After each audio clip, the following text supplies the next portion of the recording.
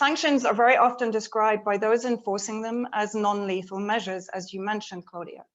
I would argue that sanctions, when used as a brutal and vindictive component of a neo-colonialist hybrid war strategy, are arguably more devastating than a military war. When they are imposed by global superforce nations against weaker and poorer target nations like Syria, in conjunction with a proxy war that has been fomented and sustained by the same nations, it becomes as much a weapon of mass destruction as the terrorist mercenary armies these US-aligned nations have unleashed upon the Syrian people. Thus, for me, it's almost impossible to speak about the economic sanctions against Syria in isolation and without referring to the parallel measures that ensure they hit the poorest people in Syria the hardest. I would argue that the effects of the US, UK, EU, Turkish and Arab League sanctions are equivalent to the campaign of infrastructure destruction carried out by the illegal armed groups funded and armed by the US regime change coalition, in other words, the same nations, and promoted by their aligned media outlets. The act of withholding means of sustaining life to innocent civilians in order to coerce an entire nation into submission to foreign agendas in the region must surely qualify as economic terrorism. The destruction of essential civilian infrastructure is a war crime. The withholding of essential resources or occupation of those resources is also a war crime. The correlation between economic and military coercion was made clear by previous Secretary of State Mike Pompeo's point man on Syria, Ambassador James Jeffrey, who not only described al-Qaeda as a US asset in Syria, but also bragged openly about the misery that sanctions had brought to the Syrian people. In December 2020, I believe, he said, "Of course, we've ratcheted up the isolation and sanctions pressure on Assad. We've held the line on no reconstruction assistance, and the country is desperate for it. You see what's happened to the Syrian pound. You see what's happened to the entire economy. So it's been a very effective strategy." In other words, he's crowing about the success of imposing universal misery against the Syrian people. There are a number of sectors of Syrian society that are being targeted by sanctions, and those all impact upon the health sector. But they are also being targeted by US occupation and proxy terrorism, which ensure that quality of life for Syrian civilians is severely reduced and their human rights are being gravely violated. First of all, the fuel or oil sector. Production had been affected drastically by the sanctions applied in 2011, 2012, and even before. The effect of curtailing import and export of petrol between 2011 and 2014 is estimated to be around a $21 billion loss for Syria. When ISIS occupied the Syrian oil-rich region of northeast Syria, they were banking around $3 million per day in stolen revenue.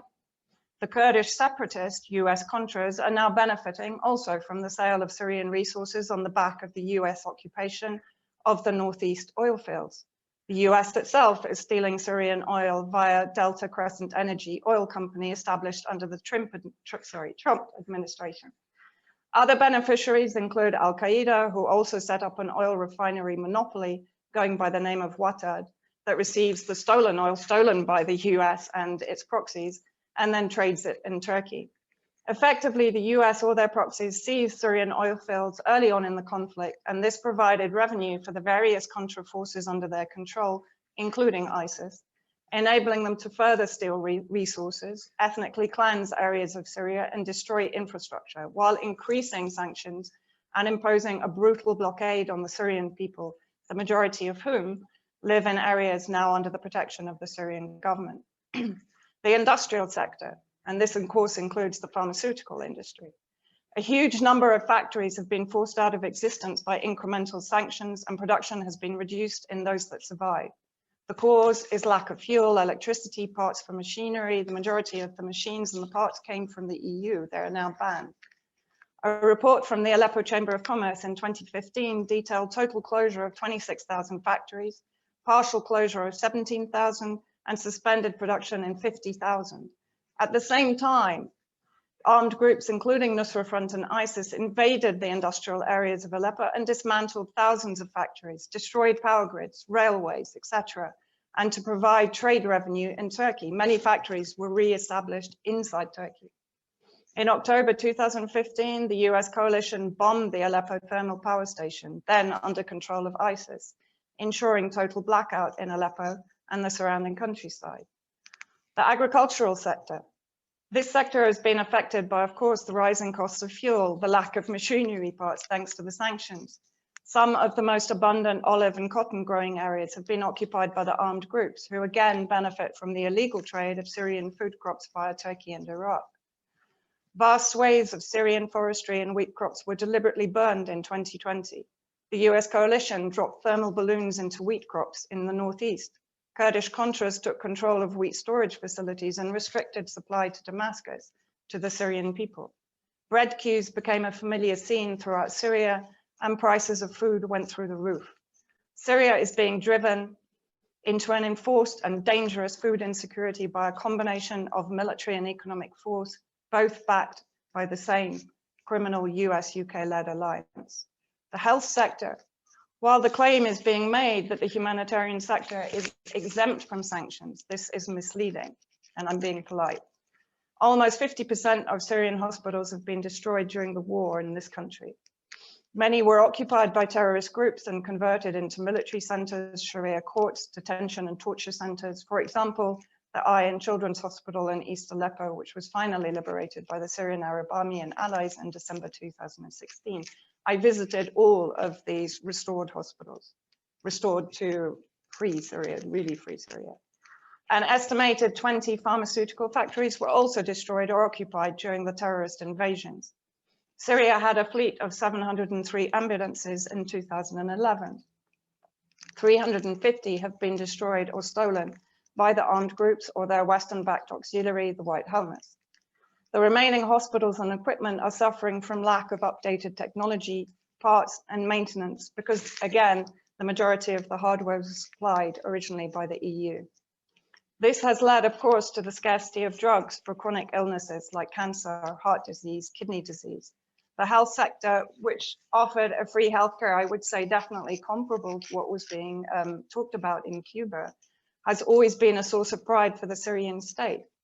Now, 41 public hospitals and 621 medical centers are out of commission. There are restrictions on, for example, on the import of chlorine gas used as a water purifier, which has resulted in the spread of infectious diseases due to the pollution of drinking water. At the same time, NATO member state Turkey is deliberately depriving Syrian people of water in the Hasaka region by shutting off the water from the Euphrates. The sanctions are, again, only one element of a war of hydro-hegemony waged by the US coalition against the Syrian people. Sorry, my cat always likes to join in. A war that impacts upon the health sector with devastating consequences. The most recent and savage Caesar Act sanctions introduced under Trump are preventing the rebuilding of hospitals and repair of essential machinery. The closure of many of the rural hospitals is leading to inevitable overcrowding of city hospitals, resulting in delays in treatment and the spread of disease. Sanctions on the health sector are a deliberate and criminal targeting of the Syrian people by the US coalition, and this violates all human rights conventions. It must be condemned. The electricity and transport sectors, which again has an impact on the health sector.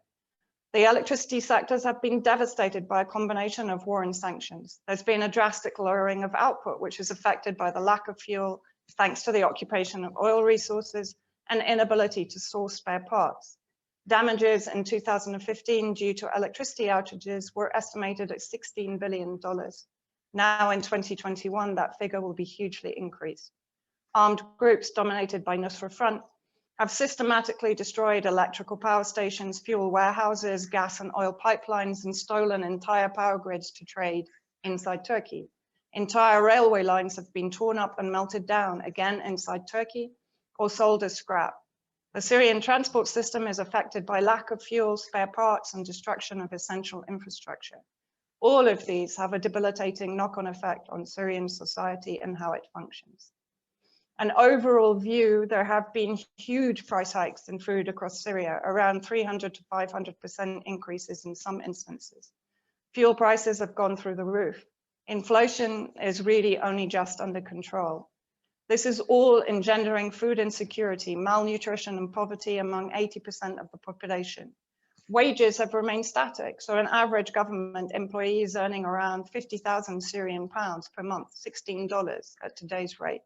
While, for example, 2 kilos of chicken is now 20,000 Syrian pounds. So you have a very good idea of how malnutrition the majority of families, 80% of families, will be in Syria.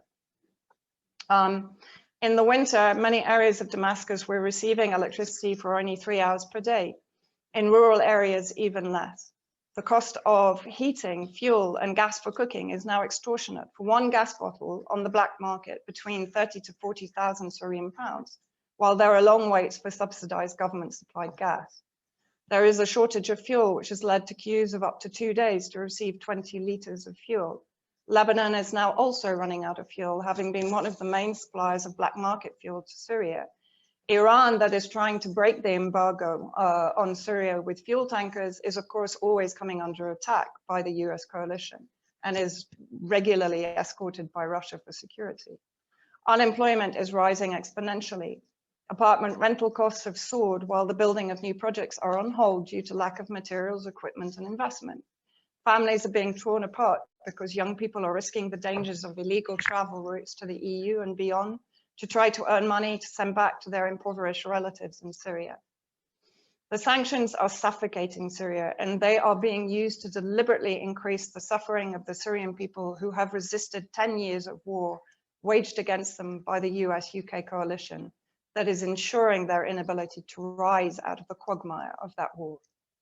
The US coalition is effectively following a policy of collective extermination of the Syrian people by military and economic means. This is a crime against humanity, a war crime, and a flagrant violation of the right to life and a life of dignity. Syria is a member of the United Nations. These coercive unilateral measures targeting the people of Syria are a violation of the UN Charter. Under the most recent and barbaric Caesar sanctions, considered by many experts to be illegal, greater pressure is being brought to bear against nations who would try to help Syria rebuild. At the same time, the US, UK, EU, Turkey, and Israel continue to support and promote terrorism in Syria and enable their proxies to pillage and plunder Syrian resources, further punishing the Syrian people. The sanctions against Syria are a malevolent attempt to bring the country to its knees after one of the most protracted and expensive UK-US-led regime change wars has failed militarily. The sanctions are not affecting the alleged targets. They are killing the Syrian people and they are killing their hope for the future. We must campaign against them to restore peace and stability to Syria. Thank you.